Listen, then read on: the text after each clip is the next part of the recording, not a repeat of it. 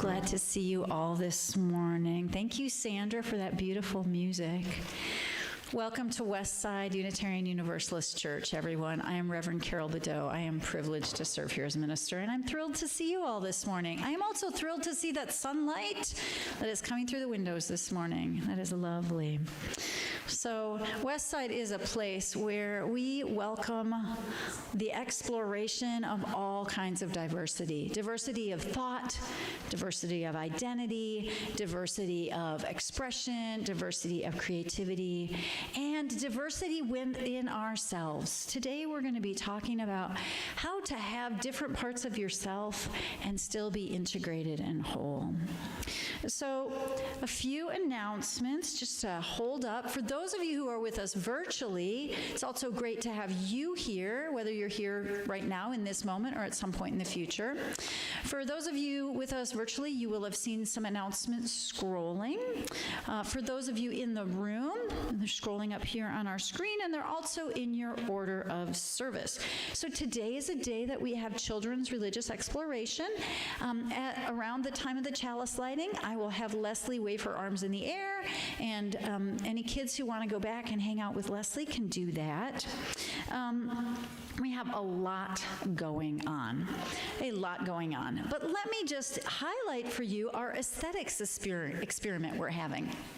So some of you noticed when you came in that the front lobby looked different. We're trying out some new things. Feel free to give me your feedback.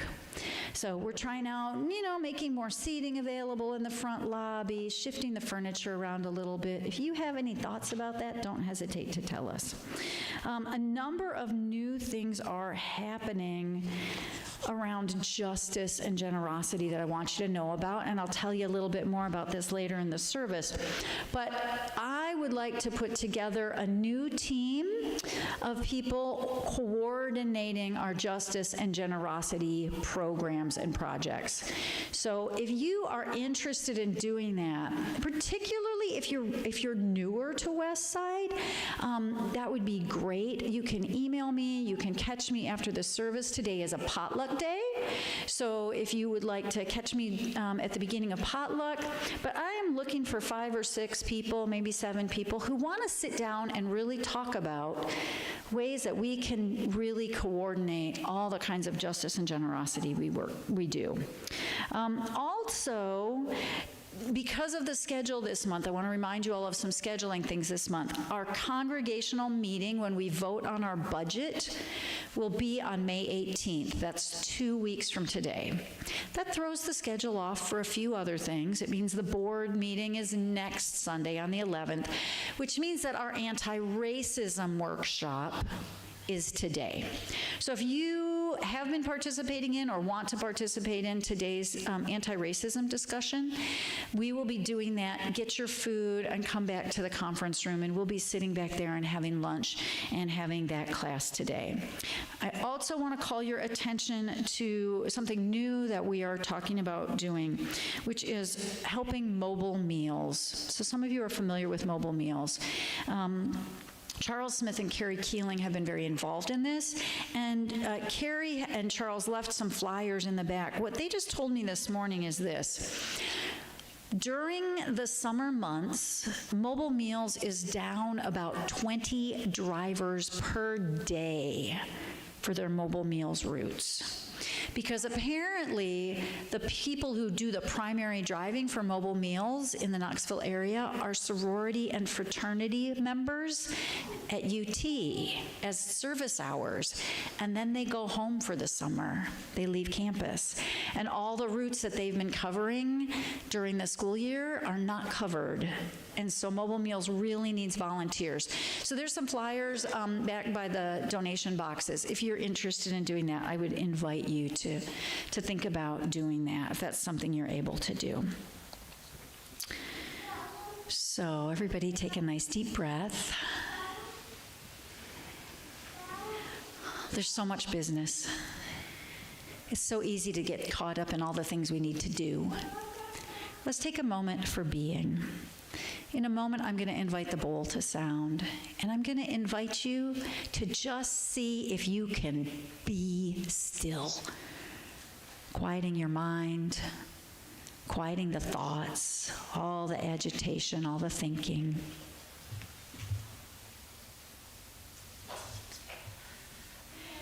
Allow yourself for just a moment to let go of all the things that already happened. All the things you brought here with you today, all the things you were thinking about in the world, at home, in your own goals in life. And let go of all the things that haven't happened yet. We spend so much energy trying to preemptively expect what's coming next. Just see if you can, for a moment, just be present as the bowl sounds.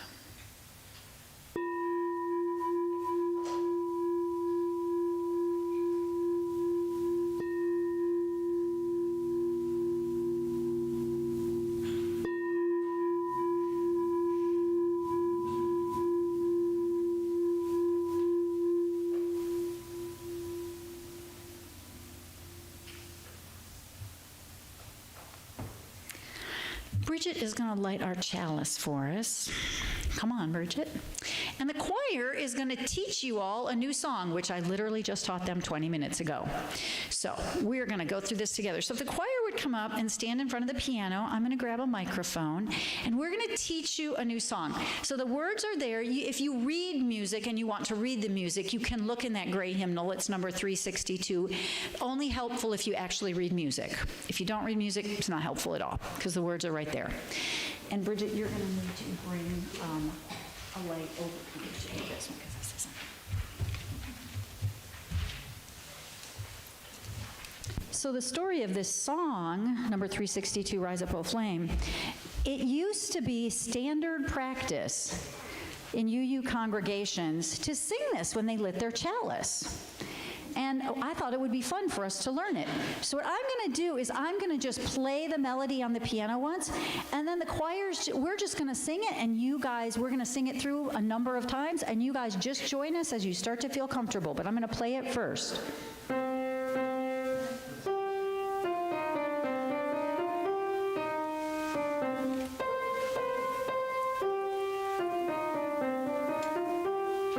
So choir, rise up, O flame, by thy light glowing, show to us beauty, vision, joy. Join us as you feel able. Rise up, O flame, by thy light glowing, show to us beauty, vision, and joy. Again, rise up, O flame, by thy light glowing, show to us beauty, vision, and joy. Thank you all. Thank you. So we are going to practice that in the coming months and get really good at singing it in rounds and all sorts of creative ways. Now, if the kids are here, Leslie, you want to wave your arms in the air? The kids get to go have fun. Any kids who would like to go with Leslie to go to our religious exploration classes, I invite you to go now. We do this on the first Sunday of the month. We have some childcare available at other times, but this is when we actually have something prepared for the kids.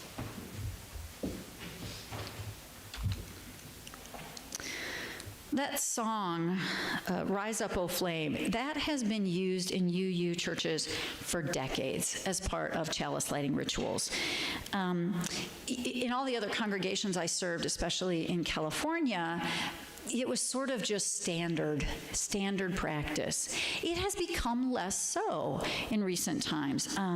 But I think it's a fitting way to start our service here today, because today we're going to be talking about a holiday tradition that is often celebrated with a lot of chants like that. That is a chant. It's a very simple musical form, just a couple of lines that's repeated over and over and over again.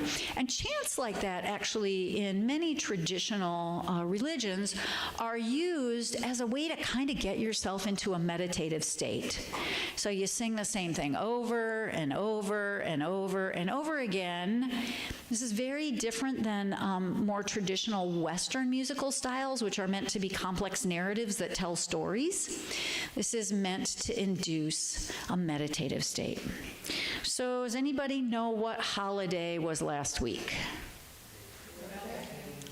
We call it Beltane, B-E-L-T-A-N-E. It's actually, I learned this week, pronounced byell-te-ne. Byell-te-ne. It's I believe, Irish Gaelic. So, anybody know what Thursday was? Byell-te-ne, but what's the other name for what we call? May Day. May Day. So May Day is the holiday we're talking about today. And the reason we're talking about it is there's a really important core concept at the root of this tradition that's useful for anybody, regardless of what your theological alignment is. So how many of you have seen a traditional May Day dance? How many of you know what I mean when I say a Maypole dance, right? Okay, so Maypole dance, those are traditional May Day celebrations. Most of us are kind of familiar with that tradition. A Maypole dance, you have this giant pole and ribbons. Some of us, I believe, have even participated in some of these dances. We actually have a Maypole at the farm that we use for dances sometimes. So in a Maypole dance, the pole has ribbons attached to the top of it. Long ribbons, usually about 18 feet, 16 or 18 feet long. And you have a group of people, sometimes children, sometimes adults, who stand in a circle around the pole, and everybody holds a ribbon. Okay? And then music plays. And you divide the dancers into two groups, and they're going different directions. So imagine A, B, A, B, A, B, and the A's are going clockwise and the B's are going counterclockwise. And they dance around each other, so what happens to the ribbons? They are woven around the pole in this beautiful pattern of ribbon and color. So this dance is a celebration of spring, arrival of summer, and most of us think that's really cool, it's really beautiful, but most of us don't actually know the actual meaning of this ritual. The dances are part of celebrating byell-te-ne, which means bright fire. So this is a tradition that has been celebrated in much of the British Isles for centuries and centuries. There are other traditions. We're going to talk about the fire rituals that are done, but it is an ancient Celtic holiday. The holiday of byell-te-ne, we know for sure it goes back at least into medieval times. We have records of people celebrating it well into medieval times. And the earliest records suggest it goes back as far as the 9th century. But like many folk traditions, you know, things get adapted and adopted, so it's not a super straight line to understand where it came from. The Maypole dance, lots of times you'll see school groups doing it and things like that. But here's the catch. This is a fertility ritual. And it's actually a fertility ritual. So I'm looking around to see the age of the people in the room. Okay, so I want you to imagine the Maypole. And think about it as a fertility ritual. The Maypole does, in fact, represent the masculine principle in the fertility ritual. It is exactly what it's supposed to represent. And the weaving around it is meant to represent the weaving of the feminine principle, literally of the womb around it. So it's sort of funny for people who are truly earth-based and who are familiar with the ancient roots of this tradition. When we see, people are like, let's have a Maypole dance and let's have the 4th graders and the 2nd graders do it. Oftentimes, people who are deeply rooted in these religious traditions are like, we're not sure that's the best idea in the world. So often we adapt and adopt these rituals and these traditions without having any clue what they mean. So that's just an interesting historical note. It is, in fact, meant to evoke fertility, creativity. It's meant to be a powerful symbolic act. The combination of what we have called the so-called masculine and the so-called feminine are at the heart of this holiday. So you might ask, okay, that's great, Carol, why do we care? What does that matter? If I'm not earth-based, why should I care other than historical interest? And the reason is this: the core message at the root of this holiday is about how creativity happens. And creativity is at the root of everything we want to build or make or do in this world. The core message is about what actually produces creativity. So, the masculine and the feminine. Clearly, as you use, we do not hold that these are based in necessarily biological sex, right?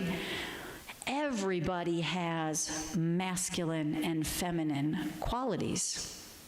And you can be biologically male and have all kinds of feminine expressions and traits. And you can be biologically female and have all kinds of masculine traits. So when we refer to these, first thing I want to invite you to do is broaden your definition of them. The tradition of byell-te-ne is about weaving together the masculine and the feminine. Now, how do we reframe that? How many of you are familiar with the yin and yang symbol? Right? Yin and yang, the circle with the dark and the light together. This is the same concept. The active and the receptive. Daytime and nighttime. Movement and stillness. Doing and being. Do you see how these are two parts of a whole that we often attribute, think about it, we often attribute doing to men and being nurturing and caregiving to women. That's a very traditional way of talking about things. These seeming opposites are in all of us, and they are mutually inclusive. They are both necessary. Both the masculine and the feminine, the active and the receptive, the doing and the being, have to be present in us in order to be fertile, to create new ideas, to create new possibilities, to create anything. The weaving of the Maypole ribbons represents the weaving of these parts of ourself together.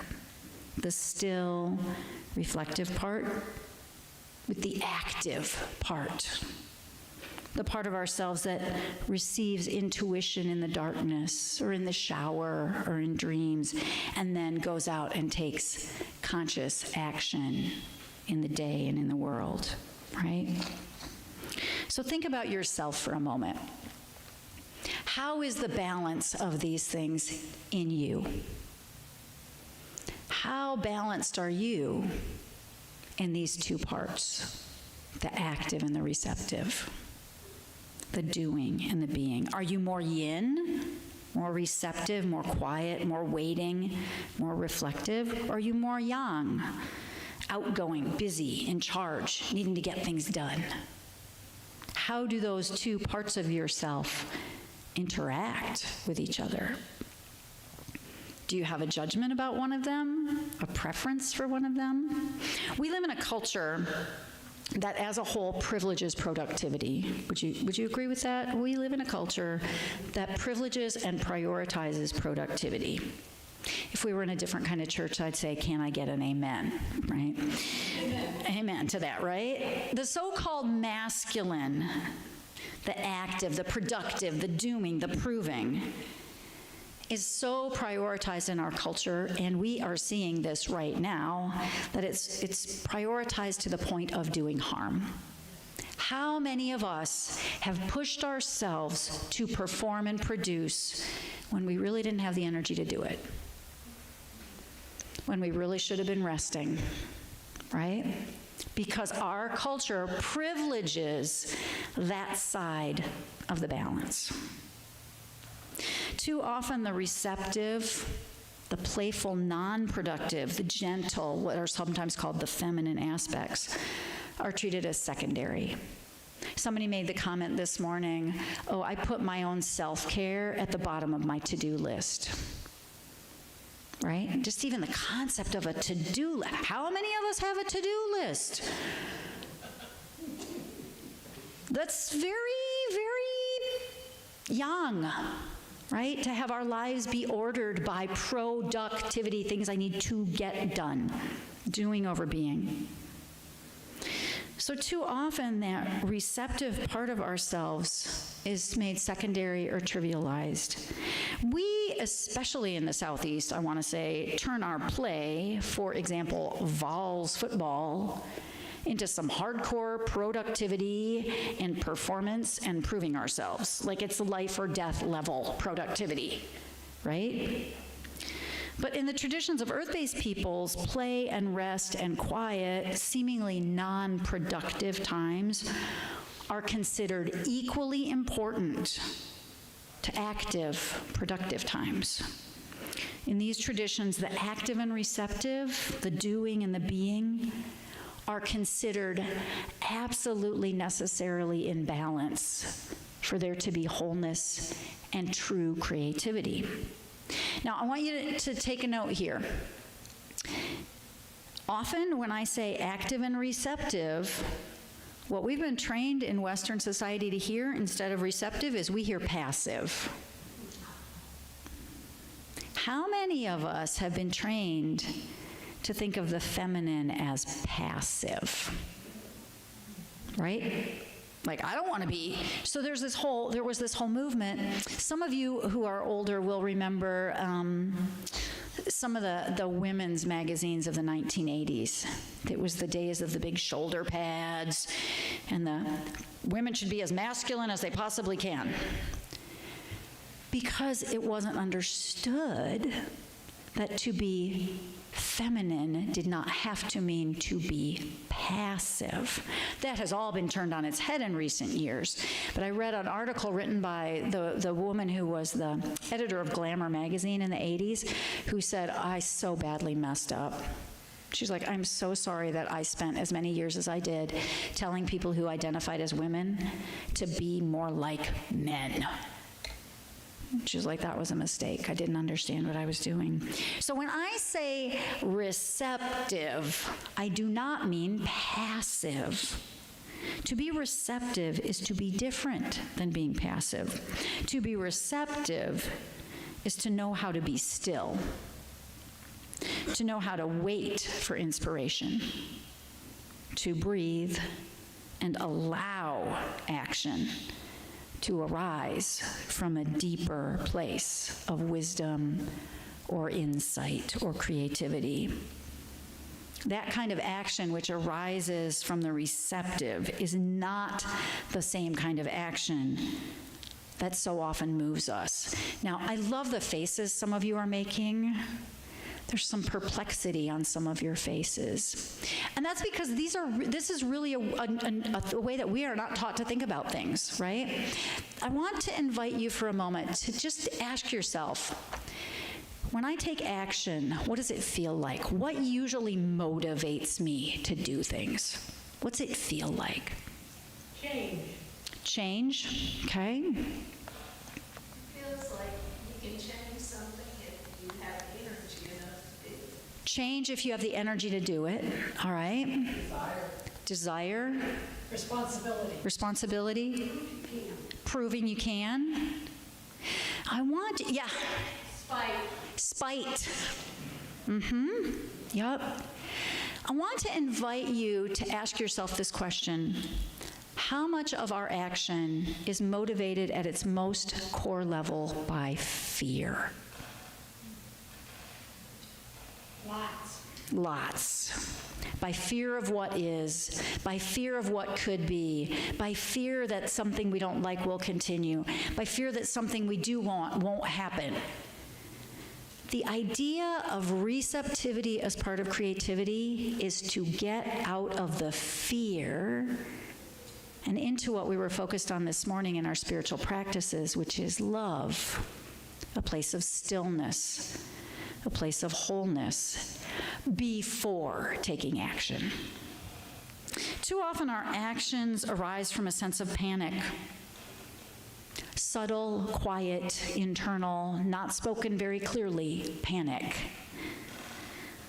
Our actions often arise from the desire to control or conquer or prove something or make it different because we are scared and upset about the way it is. In these older traditions, it is understood that actions arising from fear and those responses, rather than from a deep sense of rooted, grounded love and balance, actions arising out of fear tend to generate more fear. They tend to generate more upset. And, how many of us have ever done something, we're like, I gotta fix this, and then we're like, I should have thought of that before I tried to fix it. Sure. Yeah, right? We take the quick action and then we realize afterwards, I wish I'd thought about that. The email that you shouldn't have sent, right? We take the quick action because there's this sense of urgency without having really thought it through. So even though this seeming tradition of the May Day dance or whatever seems completely, that's cute, that's a quaint holiday tradition for those people, there is a core message about our creativity and our action rooted in this that's important for all of us. It's about the balancing of these different ways of being in our bodies. So what does it mean to balance the active and the receptive, the doing and the being, what we call or can call the masculine and the feminine principles, yang and yin? Perhaps it means listening first, truly listening in stillness without having to already know what our point is. Speaking after we've truly listened.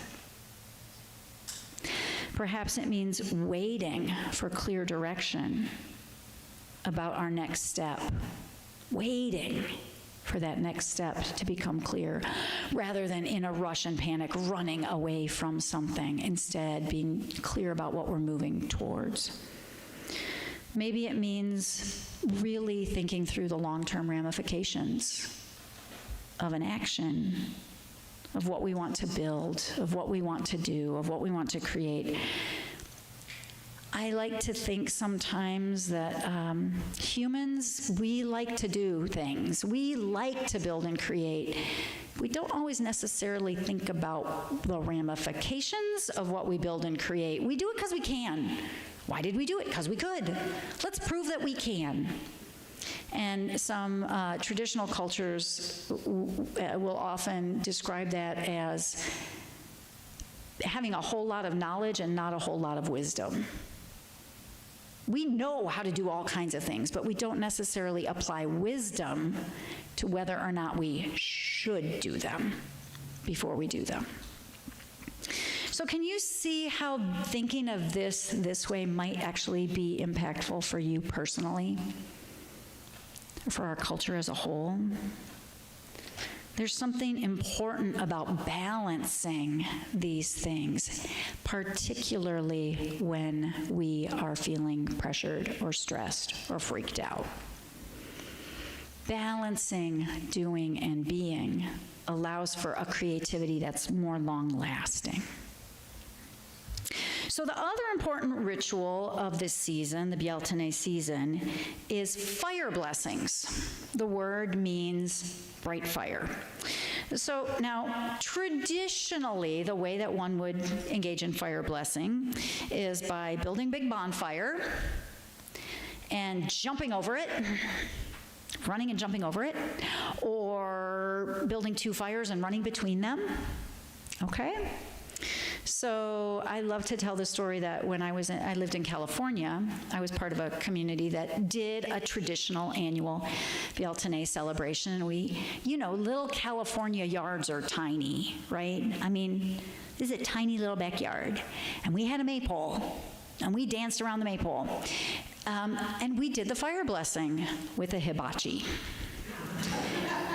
So, in what I have come to be lovingly call the hibachi hop, we would put a hibachi on the ground and we would light a fire in it that was, a foot or two high.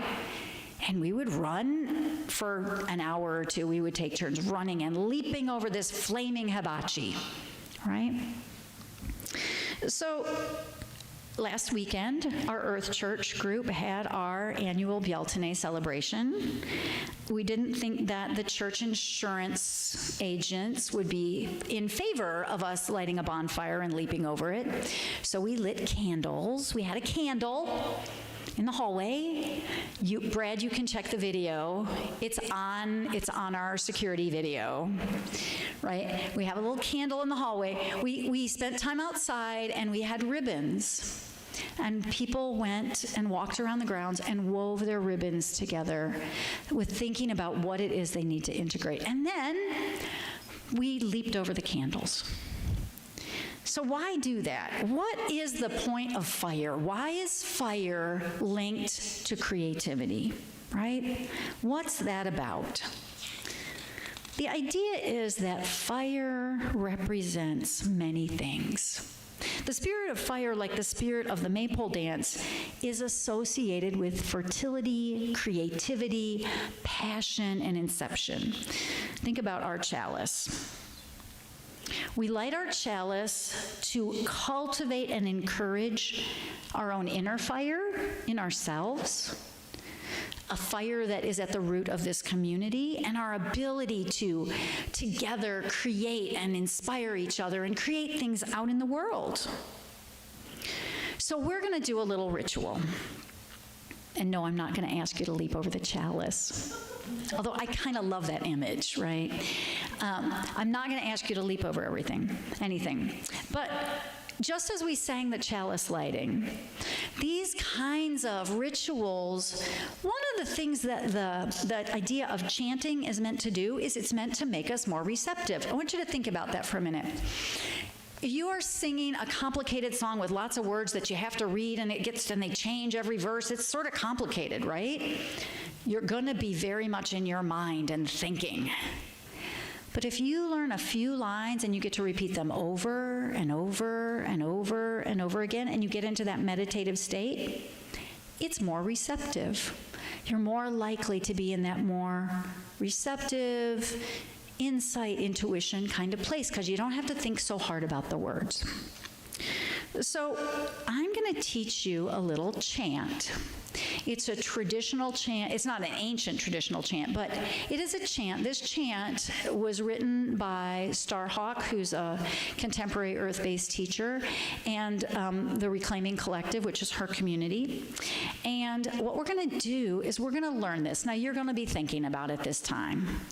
But this chant is about fire. So we'll read the words. We will rise with the fires of freedom. Truth is the fire that burns our chains, and we will stop the fires of destruction. Healing is a fire running through our veins. This song is about awakening that inner creativity, the inner fire, the inner passion, but doing it in a way that also allows for the receptive, to be a container. So if you would think of it this way, you are the chalice. We have a chalice. It is a container for the fire. Fire uncontained, action uncontained, passion uncontained without a container is dangerous. The container is as important as the flame. So we are going to try this. All right. You can look at the words if it makes you more comfortable, or you can just hear me sing them. I'm going to sing a line, and you're going to sing it back to me, okay? Be brave. All right. We will rise with the fires of freedom. We will rise with the fires of freedom. Truth is the fire. Truth is the fire that burns our chains, that burns our chains. We will stop the fires of destruction. We will stop the fires of destruction. Healing is a fire running through our veins. Healing is a fire running through our... We're going to do it one more time as call and response. We will rise with the fires of freedom. We will rise with the fires of freedom. Truth is the fire that burns our chains. Truth is the fire that burns our chains. We will stop the fires of destruction. We will stop the fires of destruction. Healing is a fire running through our veins. Healing is a fire running through our... Now let's try to do the whole thing together twice. Ready? We will rise with the fires of freedom. Truth is the fire that burns our chains. We will stop the fires of destruction. Healing is a fire running through our veins. Again, we will rise with the fires of freedom. Truth is the fire that burns our chains. We will stop the fires of destruction. Healing is a fire running through our veins. Now just be still. Be still. And notice what that feels like in your body.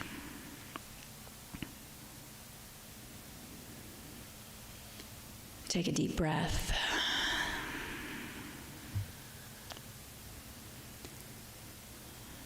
You might have a little bit of buzzing from breath moving through you from singing. Or you might feel constriction and contraction where singing is hard for you. Notice in your body the balance of stillness or containment. For many of us, that's stiffness and tightness. And movement, breath, sound.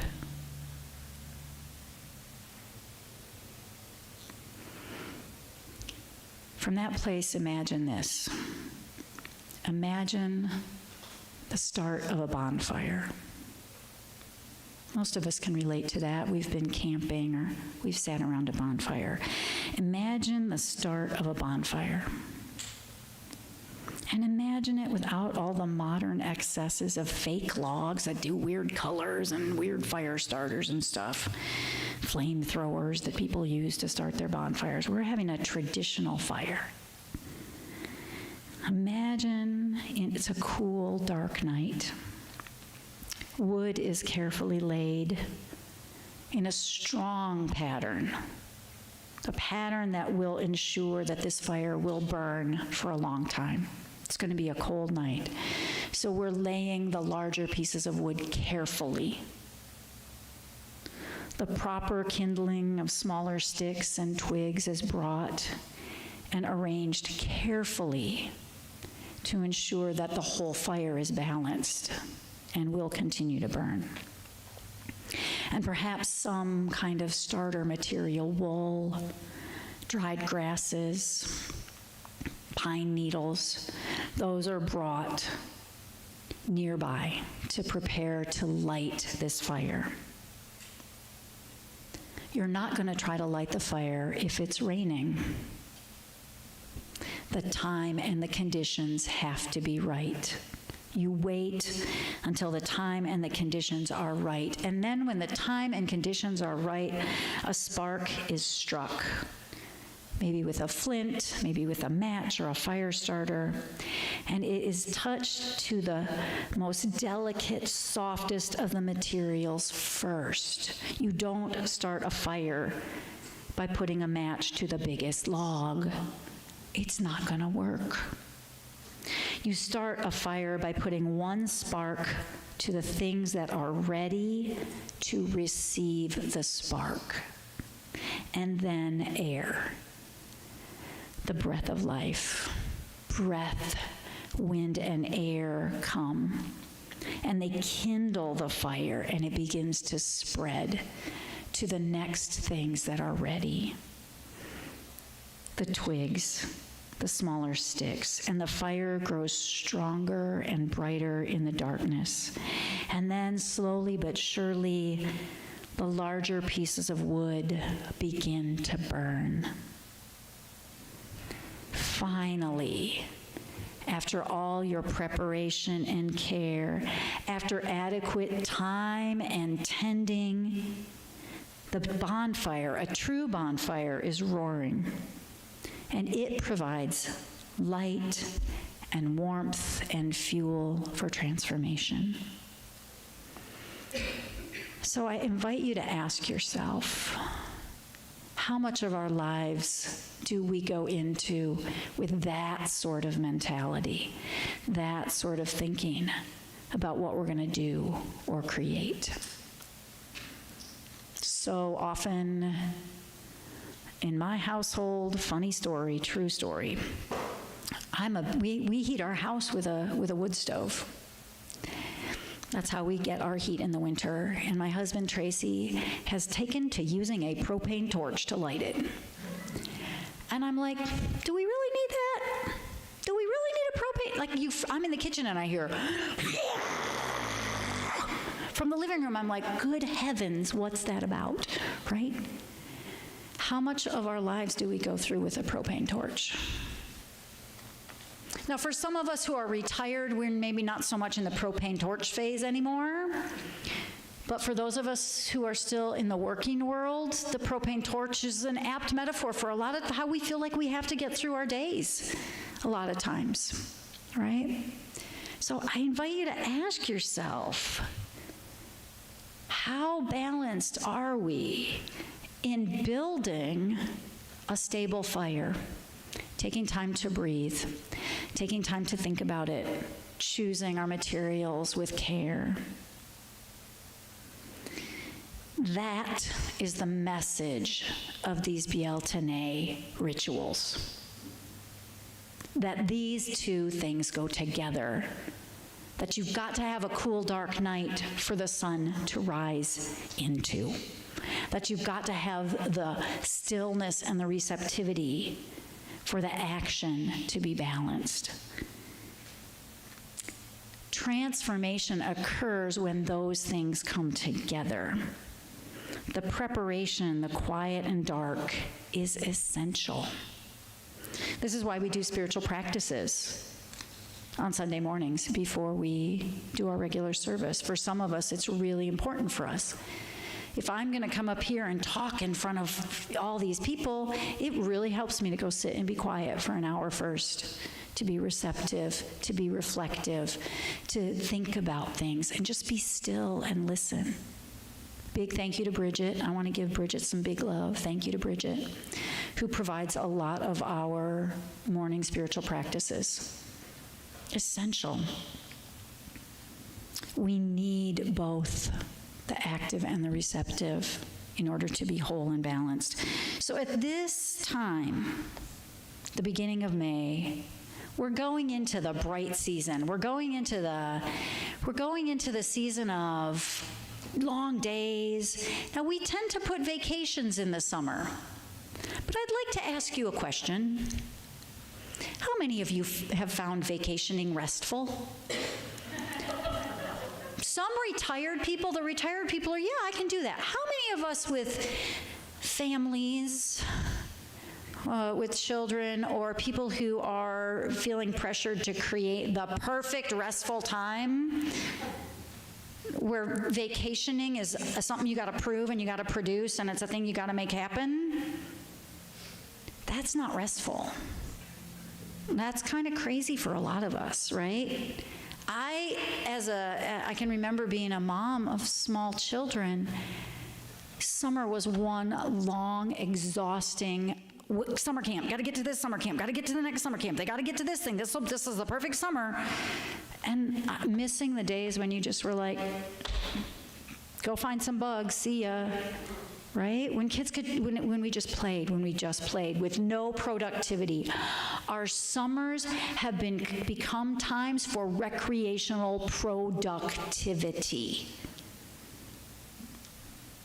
Anybody got your to-do list of the things you should do to be relaxed and have fun? And those of you who don't, like, we all want to be like you, right? But I gotta get to Disneyland, I gotta get to wherever, I gotta do, right? So we have this opportunity in front of us as the days are long. It is the season of fire. We head into the bright and hot season of summer with all its spare time for action and doing. But I would invite you, as we sit on the precipice of that bright season, to take a moment to really enjoy the cool days that are coming this week. Don't be in a hurry to rush headlong into the next thing. Allow the receptive, cool, calm stillness of the remaining cool days. The day when you can't go outside and work in your garden. The day when you can't be as productive as you might like to be. Maybe just this week, we can enjoy that a little bit more and allow the receptivity, the stillness, that part of ourselves to come into balance so that when we do create, our creations are strong and stable and burn bright and strong for a long time. So may it be so. So, you all hear a lot of stuff that we're doing here at Westside. And I tell you that there are many of us here at Westside who think we should be doing a lot more, right? So how does doing and being, how do they integrate here? I want to tell you a little bit about that as a reflection on our justice and generosity, our way of doing justice and generosity. So many of you remember that we used to have Share the Plate was our program that we used for making contributions in our community. And here's what we did. We reflected on that. The board, I want to say, spent over a year, really, from our first conversation until when we changed this. We spent a year reflecting on the implications and the ramifications of having a Share the Plate program. And one of the things we realized was that it meant that what we were doing was short-term. It meant that we were making contributions, but we would call up an agency and say, we're making a contribution. And we thought, we need to do something different than that. So we spent a year figuring out how we could, using good reflection, create a way of doing things that was more sustainable and more impactful. So now we have justice and generosity partnerships, long-term partnerships. Every year there are 4 quarters. Each of those quarters is dedicated to something we care about. We are currently in our spring quarter, and our spring quarter focus is on LGBTQIA issues. Our partner is Knox Pride. They have been our partner for a couple of years now. We are in relationship with them. This means that if you make a donation, a cash donation specifically to Westside in this quarter, a portion of it will go to them. You can also make a cash donation directly to them. But more than that, we try to be in relationship with them. Currently, our Green Sanctuary team is working on figuring out what our long-term partnership will be for our environmental focus, which is in the summer.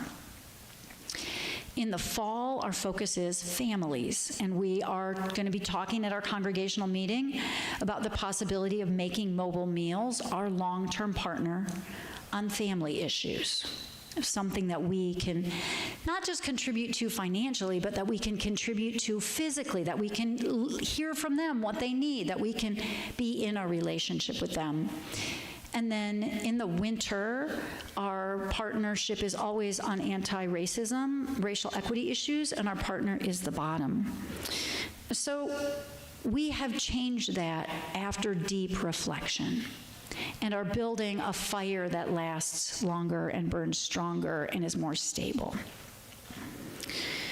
So this is part of the reason, and I'm going to remind you that I said this earlier in the service, I would like to create a team of people. We used to have a social justice team. Things changed. I am trying to create a new team of justice and generosity leaders who won't have to be doing this work, but a group of people who will reflect together about how can we be doing justice and generosity? What does that mean? What do we want to be doing with that? How do we want to be doing that? So again, you have an invitation to reflect on whether or not you'd like to be part of that.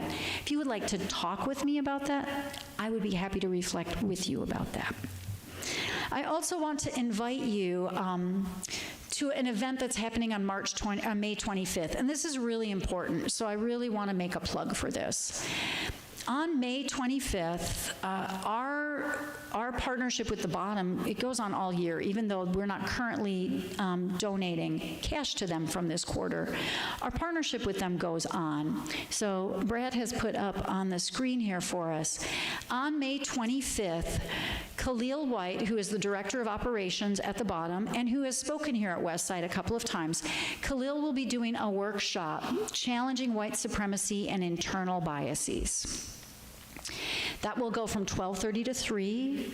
You're invited to bring a lunch. I really want to encourage you to attend this workshop. I know many of you could not make a commitment to our year-long anti-racism workshop, but this is going to be a great event. Khalil is wonderful.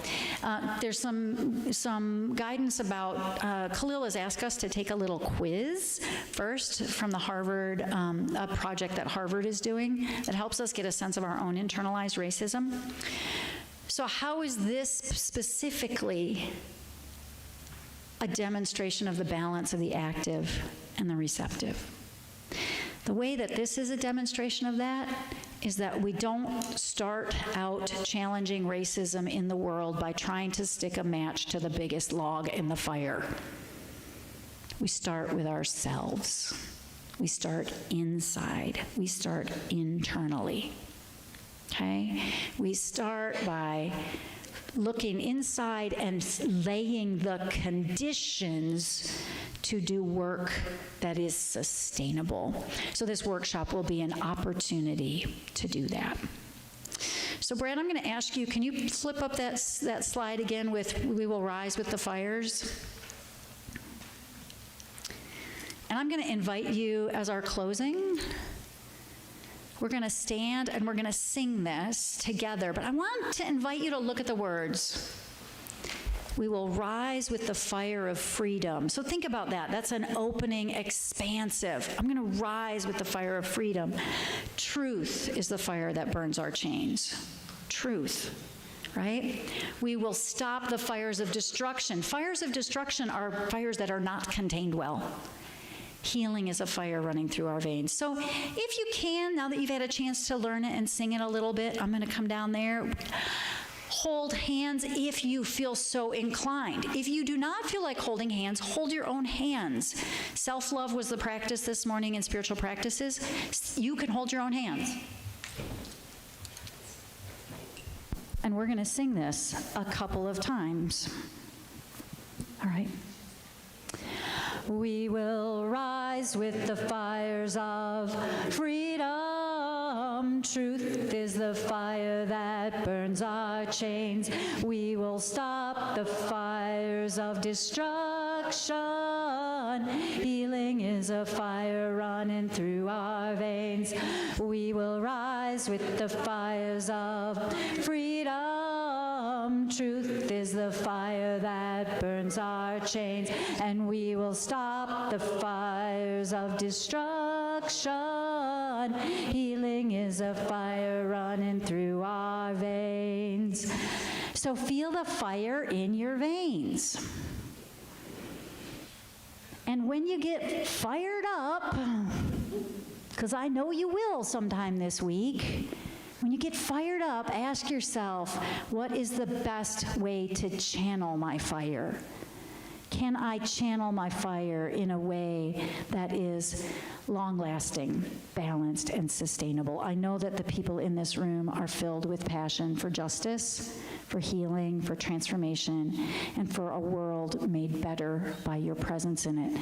So go into your day, into your week, into this May season, this season of fire and sun, holding both the dark and the light, the active and the receptive, and knowing that you are a good container for the fire that will change the world.